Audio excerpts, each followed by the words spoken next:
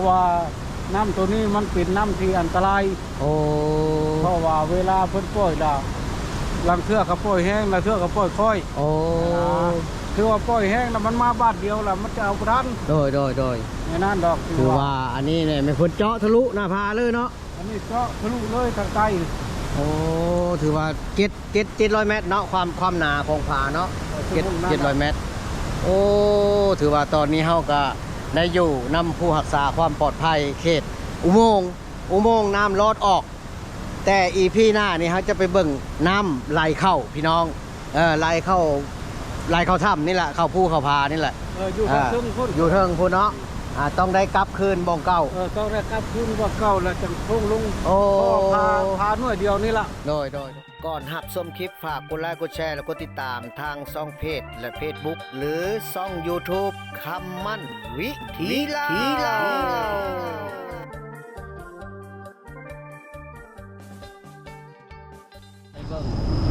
ปากอุโมงค์เนาะของน้ำเดินลอดหน้าผาเนาะทางแวะเข้าก็คืออยู่บ้านโคกเนาะอันนี้เป็นทางแวะเข้าไปปากอุโมงค์ถ้าว่าเฮามาแต่เมืองท่าแขกก็เลี้ยวขวาถ้าว่ามาทางเมืองยมราชก็เลี้ยวซ้ายเข้าไปเนาะทางก่อนปากอุโมงค์นำลอดออกแต่ก็ยังบ่ฮู้ว่าจะซอดออกในเส้นทางเลข42เลยบ่ได้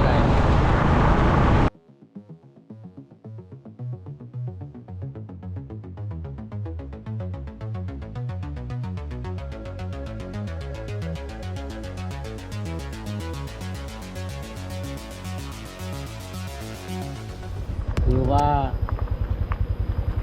มาฮอดปากอุโมงค์เนาะถือว่าปากอุโมงค์แห่งนี้นี่ถือว่าน้ำลอดผามาแต่ภาคพุ้นพี่น้องน้ำจะลอดมาแต่ภาคพุ้นเนาะแต่จะไหลลงไปใส่น้ำเซนี่ไหลลงไปสู่น้ำเซเดี๋ยวเราจะไปขอรปภเพิ่นเบิ่งก่อนว่าเพิ่นจะให้เข้าไปท่ายอยู่บ่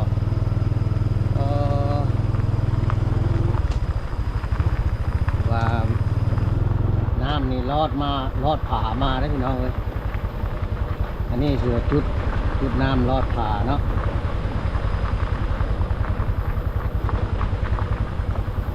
อุโมงค์ลอดผา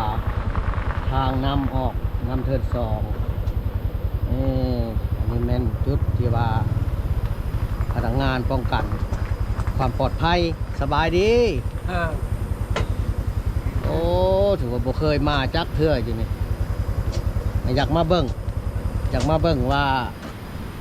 น้ำลอดมาแต่ภาคพุ้นนะน้ำเป็นจังใดเข้าไปเบิ่งว่างนั้นก็ได้อยู่บ่เข้าก็ได้โอ้คือว่าทางเส้นนั้นจะขึ้นไปนะฮะเราออกไปพุ่นอีกนั่นล่ะออกไปใช่ยมราชเลยบ่ออกพุ่งไปนั่นออกนาเกียวโอ้แล้วสิไปยมราชได้สิไปทางใดยมราชเขาออกนี่แล้วกลับคืนคือเก่าขึ้นที่โอ้แสดงว่าเฮาคิดว่าทางเส้นนี้นี่จะออกไปใส่เมืองยมราชเนาะที่แท้ละบ่แม่นถือว่าได้กลับคืนทางเก่าโอ้มาไกลเติบเดี๋ยวเข้าไปเบิ่งใกล้ๆก่อนจักหน่อยได้บ่ได้เนาะโดยโอ้เข้าไปเบิ่งบนมันโตแต่ว่าเพิ่นมีหัวอ้อมแล้วล่ะ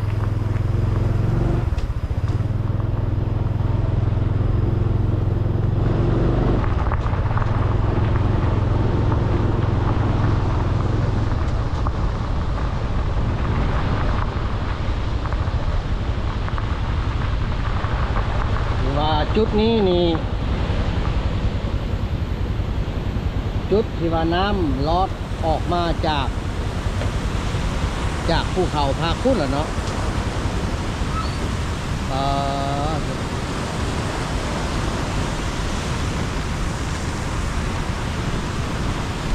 นี่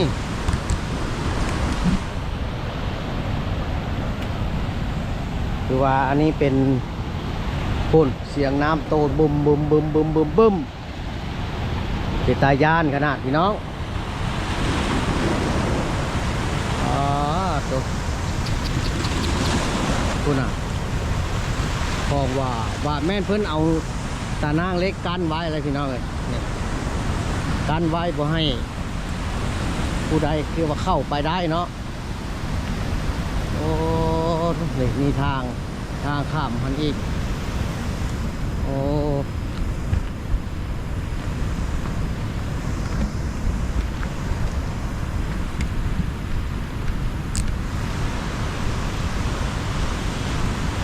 จักรยานแห้งเสียงน้ำไหลอุกๆเลย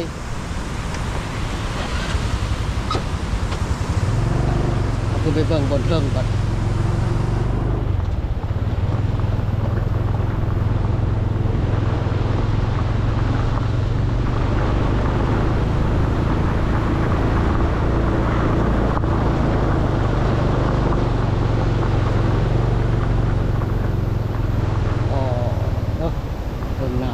เย็นตัวพุ่นเจาะลงมาจากนี่พี่น้องเอ้ยเจาะมาแต่ภาคผาภาคพุ่นมาโตนมาลงตกใส่นี่พี่อ๋อตัวคนเห็ดได้ดีขนาดเจาะลอดผาเลยน้ำเทิน2คือว่าน้ำเทิน2เนาะพุ่นเจาะลอดผายอมหับต่างประเทศเห็ดได้ดีโอ้ตัวเดี๋ยวอีพี่หน้าเนาะเราจะพาไปเบิ่งบ่อนที่มันลอดลงเนาะแต่อีพีนี้เราจะมาเบิ่งบ่อนมันออกจากภูเขาแต่ว่าอีพีหน้านี่เราจะไปเบิ่งบ่อนน้ำนี่ลอดจากผานี่เนาะลงมาเนาะไปคือว่าจังใดก็อีพีหน้านี่ที่ตามส้มไปทำกันเพราะว่าน้ำตัวนี้มันเป็นน้ำที่อันตรายโอ้เพราะว่าเวลาเพิ่นปล่อยละ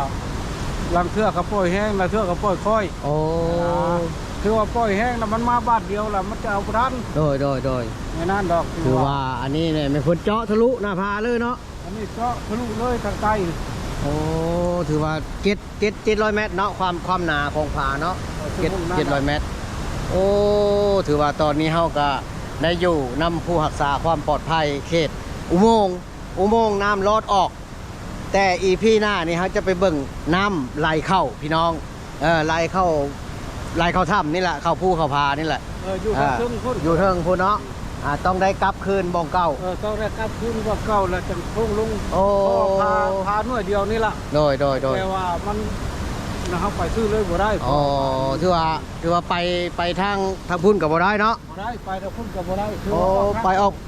กทางเก่าออกไปยมราชขึ้นยมราชแล้วไปฮอดบ้านพวกแคนล่ะไปฮอดบ้านพวกแคนแล้วมันมีวัดแล้วคือว่าให้เจ้าเข้าไปเดี๋ยวพี่เลี้ยวขวารถเลี้ยวขวาไปเส้นวัดนั่นหรือว่าไปฮอดครัวให้ลอกล่ะเจ้าเลี้ยวกลับคืนจังฮอดปากอุโมงค์ตัวนี้โอ้มีทางเข้าปากอุโมงค์ตัวนี้อีกมีโอ้เดี๋ยวขอบใจที่ว่าให้ข้อมูลเนาะคือว่าแล่นไปเราฮอดครัวให้ลอกก็อย่าฮอดทางแบกนะมันมีโลพอยามอยู่หันแล้วเจ้าเลี้ยวขวารถบัดนี้เลี้ยวขวาลอกคลองมาเลยโอ้ตัวนี้โดยโอ้เพิ่นกับถือว่าให้ที่ปรึกษาเนาะอย่างดีเนาะให้ความปรึกษาให้ความนั้นอย่างดีถือว่าอันนี้เป็นเจ้าหน้าที่รักษาความปลอดภัยเนาะเฮาขึ้นมาเพื่ออยากถ่ายคลิปให้พี่ให้น้องเบิ่งผู้บางท่านก็ยังบ่เห็นจักเทื่อว่าน้ำลอดออกจากภูจากผานี่เป็นแบบใดเนาะแล้วก็น้ำลอดเข้าผาก็เป็นแบบใดยังบ่ฮู้ก็ถือว่าขอบใจน้ำผู้รักษาความปลอดภัยหลายๆพอลุงซื้อหยังก็วันทองจัดทองคำโอ้อยู่บ้านใดเนาะบ้านน้ำพีดบ้านน้ำพีดโดยลุงวันทองเนาะอันนี้เป็นช่อง YouTube คำมั่นวิถีลาวเด้อเคยติดตามอยู่ปะชนลายกับบริษัทเบิ้งก็ได้บ่ได้เบิ่งเพจเนาะขอบใจบ๊ายบายสำหรับ EP นี้ก็จบเพียงเท่านี้เนาะสบายดี